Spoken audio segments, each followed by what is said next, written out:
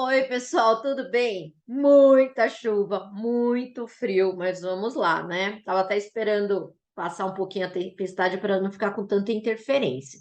Hoje a gravação é rápida, mas eu gostaria que vocês, na verdade, assistissem dois vídeos meus. Esse que eu estou gravando agora e um outro que é um pouquinho mais antigo, que algumas pessoas já conhecem. Por quê? Porque assim, esse texto de hoje é do livro da Emília Ferreira e da Ana Teberoski, Psicogênese da Língua Escrita, certo? Então, a gente já produziu muita coisa, né? Muito material novo. E aí, às vezes, a gente acaba mesclando um pouco as ideias das duas autoras, mas principalmente as publicações mais atuais das duas. Agora, o concurso público está pegando especificamente psicogênese da língua escrita em um capítulo. Então, o que que eu fiz? Eu peguei esse capítulo, eu li o capítulo novamente e peguei como está escrito no livro, tá? Mas talvez fique alguma dúvida, tal. Então, assista também aquela outra gravação minha, que também das ideias aí da psicogênese da língua escrita, mas uma releitura já, né? Com algumas contribuições dessas duas autoras mais atuais. Deu para entender? Então, são dois vídeos que eu quero que vocês assistam. A gente tem questões nesse vídeo. Eu não vou responder agora, eu vou deixar para responder na quinta-feira, que eu já vou tirar as dúvidas, né? E se acontecer de não ter aula especificamente na quinta-feira à noite, a gravação terá as respostas das questões. Mas eu quero que vocês exercitem, tá? Então, o simulado já está aí junto com as questões. E aí, o outro vídeo tem uma outra releitura, mas um complementa o outro. Deu para entender? Acho que deu, né? Então vamos lá? Vamos começar a falar sobre o texto especificamente? Eu acho que uma coisa que é legal contar para vocês, que esse livro ele é de 84, 1984. Mas as crianças que são citadas, né? Na verdade, se eu não me engano, são 108 crianças que participaram da pesquisa da Emília Ferreira e da Ana Teberoski. Essas crianças, na verdade, não são mais crianças há muito tempo, né? Porque a coleta de dados ela foi feita mais ou menos em 75, 76. Ou seja, as criancinhas aí dos livros possuem praticamente a mesma idade que eu tenho hoje, né? Então, veja que muita coisa acabou se alterando. Mas, como a prefeitura pediu aí o capítulo específico, então nós vamos trabalhar com esse capítulo específico, tá bom? Então, o capítulo específico é o capítulo 6, que chama Evolução da Escrita, tá? Eu acho que tem algumas coisas que são interessantes para a gente ir falando também, né? Algumas questões que eu fui pensando. Só vou fechar aqui para não me atrapalhar a tela. Então, vamos lá. Então, eu falei para vocês, né, que as criancinhas aí dos livros já estão aí na faixa dos 50, né? E aí, o que que acontece? Essas duas psicólogas, porque tanto a Ana Teberoski como a Emília Ferreira, elas são psicólogas, né? O que que elas queriam, na verdade? Elas queriam entender, a preocupação delas era observar como é que o cérebro funciona quando o indivíduo está aprendendo a ler e escrever. Eu acho que também é interessante falar que elas pegaram um público específico, né? Crianças de 4 a 6 anos, para fazer aí as entrevistas, né? Para perceber como é que elas davam as suas respostas, as hipóteses que elas levantavam, tá? A Emília Ferreiro, eu acho que também é muito importante a gente lembrar que ela foi aluna de doutorado do Jean Piaget. Então, claro, ela valoriza aí as questões sociais, mas ela tem também uma preocupação muito grande com o processo biológico, tá? Isso é uma coisa que a gente não pode esquecer. Então, vamos lá, vamos pegar aí especificamente o texto. Eu pego no início do texto, para vocês terem esse contexto geral, e depois eu vou falar de cada nível, que é o que trata mais especificamente o livro, e também eu coloquei aqui, as duas falam também da questão da importância do trabalho com o nome próprio, tá? Então vamos lá, vamos começar por aqui. Então, primeira questão é o seguinte: as autoras falam que a criança é produtora de texto desde ter idade. Então, desde pequenininhos, elas já podem produzir textos, né? Agora, a gente tem que ter muito claro que imitar o ato de escrever é uma coisa e interpretar a escrita produzida é outra. E nesse processo todo, que elas, na verdade, têm três grandes objetivos para se trabalhar aí, né, para transcorrer aí no decorrer do livro, elas vão falar da importância do trabalho com nome próprio. Por quê? Porque o nome próprio é uma coisa que não modifica, né? Sempre igual, você vai escrever o seu nome sempre do mesmo jeito. Então, mais para frente, elas vão falar sobre isso também. Mas eu acho que também é legal falar que elas tinham, né, alguns objetivos na hora de produzir essa obra. Então, o primeiro objetivo delas era o seguinte: era identificar os processos cognitivos subjacentes à aquisição da escrita. O que é isso, professora? Na verdade, elas queriam saber como que o cérebro funciona no momento que está, né, que a criança está ali aprendendo a ler e a escrever. Então, primeira questão que elas estavam preocupadas. Depois, elas queriam saber, né, queriam compreender a natureza das hipóteses infantis. Como assim? Elas queriam entender as explicações das crianças, de onde elas tiravam aquelas ideias, por que que elas falavam aquelas coisas. Então, elas queriam entender o que as crianças pensavam a respeito da leitura e da escrita. E a letra C era descobrir o tipo de conhecimento específico que a criança possuía ao iniciar a aprendizagem escolar. Então, o que é interessante? Elas queriam saber se de fato as crianças, quando entram na escola, são uma tela em branco. Elas realmente não sabem nada sobre leitura e escrita? Como que é isso, né? Então, essas eram as três grandes questões ao produzir essa obra. Agora, não é especificamente o pedido aí da banca, né? O que a prefeitura solicitou para vocês, mas eu também julguei necessário colocar essa introdução aqui que está na página 15. As autoras dizem o seguinte: não pretendemos propor nenhuma abordagem uma desculpa, pessoal. Não pretendemos propor nenhuma nova metodologia da aprendizagem, nem uma nova classificação dos transtornos de aprendizagem. Nosso objetivo é o de apresentar a interpretação do processo desde o ponto de vista do sujeito que aprende e, tendo tal interpretação, seu embasamento nos dados obtidos no decorrente de 2 anos de trabalho experimental com crianças entre 4 e 6 anos de idade. Então, vejam que são essas crianças que foram investigadas. Tampouco faremos uma análise profunda da situação educacional na América Latina. Entretanto, o jogo de influências dos fatores metodológicos e sociais está presente ao longo de todo o desenvolvimento desse livro. Então, vamos pensar um pouco o que elas estão falando aí para a gente, né?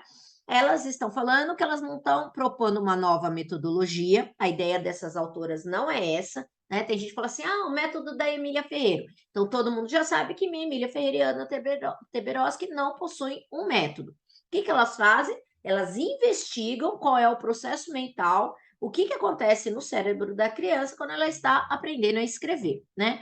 Elas também não estão preocupadas em pensar em problemas de aprendizagem, até porque vocês estão percebendo que elas estão investigando crianças de 4 a 6 anos, que estão iniciando a sua escolarização, né?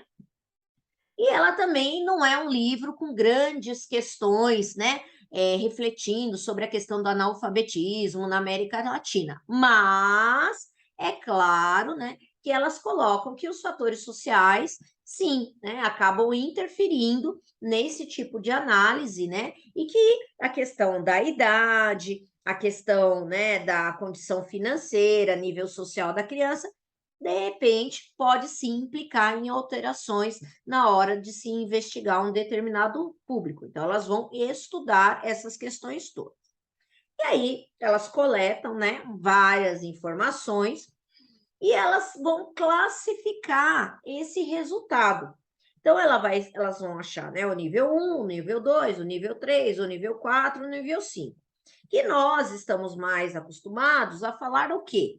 O nível 1 e 2 se trata nada mais, nada menos do que a fase pré-silábica, certo? O nível 3, ela vai falar da hipótese silábica. E aí a gente sabe que existe, né, a parte com valor sonoro e sem valor sonoro, vai se dividir. E vai falar da hipótese silábica para a alfabética, que é o nível 4, e por fim, o nível 5, que é a escrita alfabética, certo? Depois eu quero que vocês novamente, né, assistam aquele outro videozinho, que aí a gente vai ver algumas configurações mais atuais. Mas vamos nos pautar agora no livro. Então, no nível 1, por exemplo, né, as autoras vão dizer o seguinte, como está exatamente lá: escrever é produzir os traços típicos da escrita. A intenção subjetiva do escritor conta mais que as diferenças objetivas do resultado. Cada um pode interpretar sua própria escrita, porém não a dos outros. As escritas podem ser proporcionais ao tamanho e não de uma determinada forma sonora. E há uma indiferença entre desenhar e escrever. Para a criança, é praticamente a mesma coisa, né? Então, o que, que a gente poderia falar a mais desse nível, né? Que para as crianças, escrever é nada mais, nada menos que reproduzir os traços típicos daquela escrita, né? E é a escrita que a criança identifica como básica. É interessante que se a criança ela está mais acostumada em ver pessoas escrevendo com letras cursivas, ela vai fazer o desenho, tentar reproduzir o desenho de uma letra cursiva. Se ela está mais acostumada a ver letras de forma, ela provavelmente vai tentar imitar essa abordagem, né? Aqui ela divide em dois níveis, porque no primeiro momento não tem diferença entre desenhar e escrever. Então, a questão da garatuja, no nível 1, ainda está muito forte. Já no nível 2, a gente vai observar o quê? O padrão de letras, mesmo que não seja a letra mais bonita do mundo, né? Eles estão ainda ali experimentando, mas a gente já consegue identificar. Então, veja que eu coloquei aqui, inclusive, uma imagem do próprio livro. Então, ambos, o nível 1 e o nível 2, se referem à questão da fase pré-silábica. Agora, dentro da fase pré-silábica, a gente diz, olha, tem muita inteligência aí, porque a gente pode perceber também uma evolução.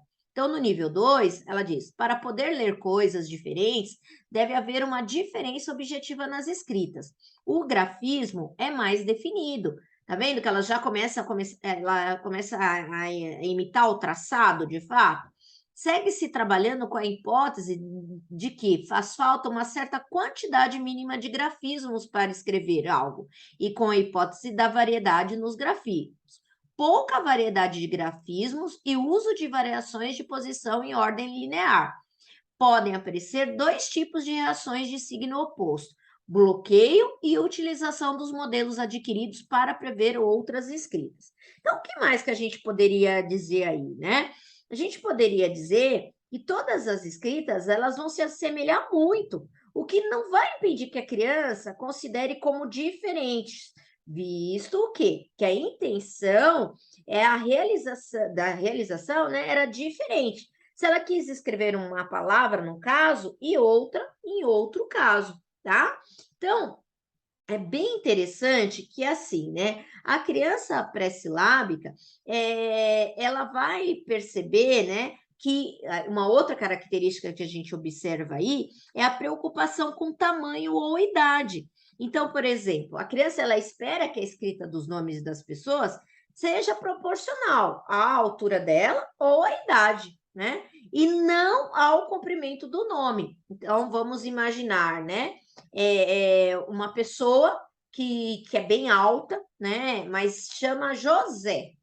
Para ela, provavelmente ela vai colocar um número grande de quantidade de letras ali, porque o José é alto. Então, tem muito essa questão da aproximação com aquela imagem que ela vê, certo? Então, essa nível aqui, 1 e 2, é o que a gente vai chamar de do nível pré-silábico. Depois, a gente tem o quê? O nível 3, que é a hipótese silábica, como está exatamente lá no capítulo. Então, é a tentativa de dar valor sonoro a cada uma das letras que compõem uma escrita. Cada letra vale por uma sílaba.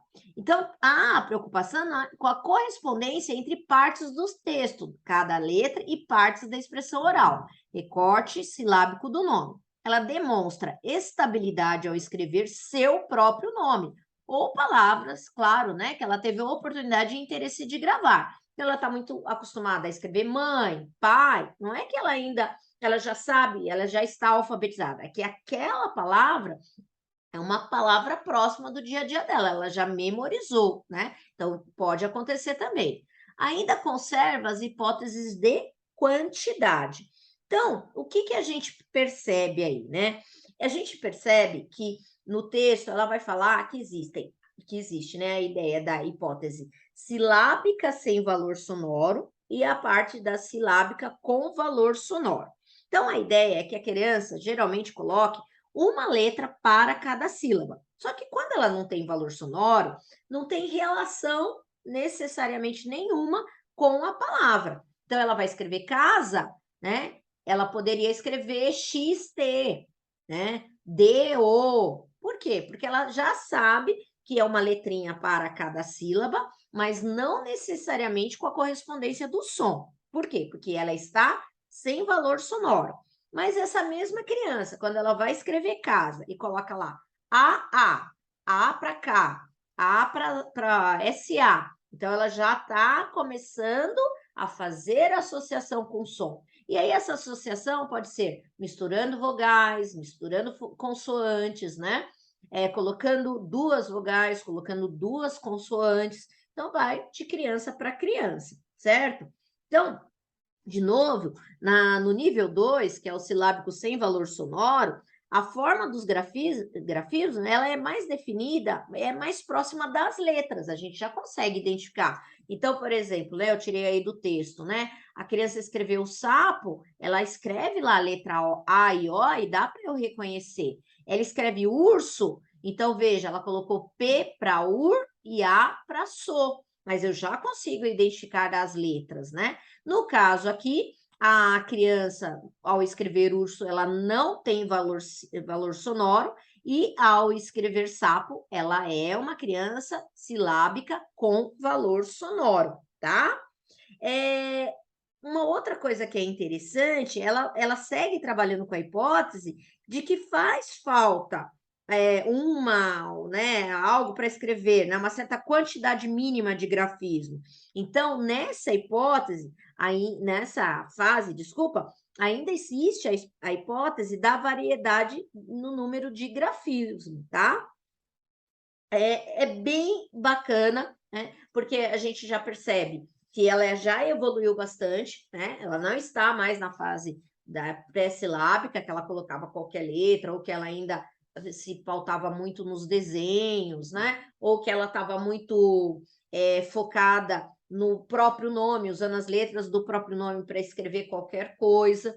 Agora não, ela começa a ampliar o vocabulário dela, ela começa a ampliar conhecer mais letras, mais sons, mas ainda está faltando, né? Ainda ela está no meio do processo. Ela não compreendeu de fato ainda todo o sistema de escrita, certo?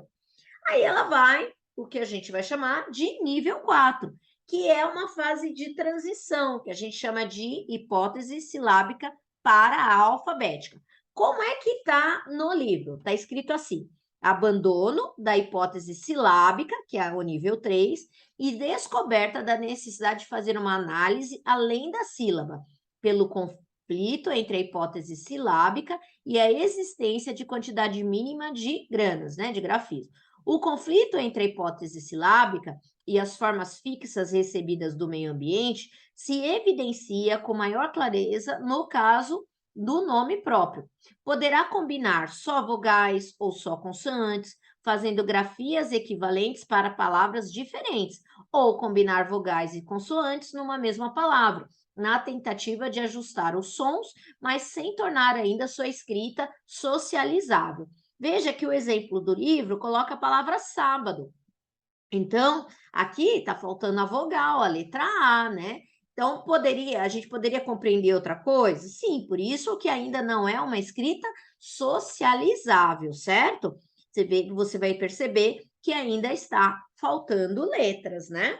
Essa hipótese, né, a silábica com valor sonoro, ela, aliás, a hipótese silábica, né, alfabética, desculpa, a hipótese silábica alfabética, a gente pode dizer aí, né, que a criança abandona a hipótese silábica, mas ela vai descobrir a necessidade de fazer uma análise que vai além, né? Ela até coloca no texto, que vá além da sílaba, pelo conflito entre a hipótese silábica e a exigência da quantidade mínima de granas, né? Ou seja, né, exigência puramente interna, no sentido de serem, né, hipóteses originais das crianças. Veja que se a gente fosse resumir até aqui, a gente poderia dizer assim, né, em termos de níveis ou hipóteses. O primeiro nível, que é o pré-silábico, a criança ela vai estar fazendo muito mais traços, né? E é a fase que a gente vai denominar, por que pré-silábica? Porque é antes da sílaba. O nível 2, né? A gente tem aí a hipótese silábica, que pode ser sem valor sonoro ou com valor sonoro, não é isso? Depois a gente tem aí a fase silábica alfabética. Então, essa fase aqui, da palavrinha sábado, é uma fase de transição. Então, existe muita irregularidade, tá? E, por fim, a criança chega no nível alfabético. Então, ela já compreendeu exatamente como está lá no livro, ó. Já compreendeu que cada um dos seus caracteres de escrita corresponde a valores sonoros menores que a sílaba e realiza sistematicamente uma análise sonora dos fonemas das palavras que vai escrever. Defronta-se com as dificuldades próprias da ortografia, mas não terá problemas de escrita no sentido estrito. Então, o que, que a gente vai poder dizer aí, né? A criança, ela vai abandonar, né, a hipótese silábica alfabética, porque ela já construiu mais conhecimentos. Só que ainda a gente pode observar que não é a perfeição, ela pode ter ainda problemas ortográficos, pode ter uma ou outra sílaba que ela ainda não tenha conhecido, não tenha sistematizado, né? Então, no texto está dizendo que a criança ela já franqueou a barreira do código, ela já compreendeu que cada um dos caracteres da escrita corresponde a valores sonoros menores que a sílaba, e ela já realiza sistematicamente uma análise sonora dos fonemas das palavras que ela vai escrever. E é interessante que nessa fase a gente já consegue entender bem o que a criança está escrevendo, mesmo com os erros ortográficos, tá? Então, veja, não quer dizer que todas as dificuldades tenham sido superadas. Muitas vezes, até hoje, né, tem coisas que a gente ainda fica se perguntando, é com S, é com Z, é com X, é com CH, ou seja, né, a ideia é que a gente vai melhorando aí com o tempo. Mas é a partir desse momento que a criança se defronta com as dificuldades próprias da ortografia, tá? Então, é muito bonito de poder ver esse processo. E como é que a gente observa esse processo na sala de aula? Quando a gente faz a sondagem, né? Com a sondagem, a gente observa, né? Se a gente souber avaliar direitinho, em que nível a criança está, quais são as hipóteses dela, qual é o trabalho que precisa ser realizado para que ela possa avançar. Agora, no próprio capítulo, elas duas vão dar muito valor para a questão do trabalho com o nome próprio, com o nome da criança ou o nome dos colegas, da professora, enfim. E aqui é uma coisa que eu acho que é interessante a gente pegar também o livro, o capítulo em específico, porque pode se cair sim uma questão, porque qual é a importância do trabalho com nome próprio. Então, o que elas dizem? É um modelo de escrita dotada de estabilidade. Então, meu nome é Luciane, será Luciane amanhã, Luciane para sempre, né? Com protótipo de toda escrita posterior, em muitos casos, cumpre uma função muito especial. O nome próprio informa a criança sobre as letras, sua quantidade, variedade, posição e ordem. Além disso, serve de ponto de referência para confrontar as ideias das crianças com a realidade convencional da escrita. Tem importância linguística e gráfica, Os níveis de escrita são correspondentes à idade e meio social a qual a criança está inserida. E uma outra coisa que ela finaliza o texto nos alertando é que as crianças não progridem no mesmo ritmo. Sabe aquela ideia de você querer colocar todo mundo dentro da mesma caixinha, achando que todo mundo vai passar pelo mesmo processo no mesmo momento? Então, ela diz que as crianças passam pelo processo, mas cada um, muitas vezes, no seu tempo. E o que vai fazer algumas avançarem mais ou não? Os estímulos, né? O contexto que elas vivem, o quanto aquela questão do letramento de fato é trabalhado. Então, essas crianças terão uma evolução maior, tá? Aqui no nível 5, né, o livro coloca a palavra exame e como uma criança alfabética provavelmente escreveria, tá? O que mais que eu fiz aqui para vocês, pessoal? Olha, tem simulado. Então, vejam aqui, vou corrigir na quinta-feira, tá? São 9 questões, ok? E eu tenho certeza que vocês não só gostaram dessa apresentação, fizeram as anotações, mas assistirão o vídeo 2, porque a linguagem talvez esteja mais próxima do que vocês estão acostumados a ouvir. Esse livro, eu tenho que lembrar vocês que ele é de 85, as autoras são argentinas, uma tradução, por isso que algumas palavras do texto, né, são muito, lógico, né, diferentes das palavras da língua portuguesa aqui. Então, o próximo vídeo vai contribuir bastante aí com o conhecimento de vocês. Só que quase todo mundo sabe bastante disso, porque é um dos assuntos mais comentados no curso de pedagogia, certo? É isso aí, pessoal. Eu vou continuar gravando aqui, porque eu quero fazer o especial sobre a questão do aprendizado da linguagem escrita, né? Da leitura e da escrita, para poder trabalhar com vocês na quinta-feira, tá bom? Então, assiste aí, eu continuo gravando aqui. Um beijo.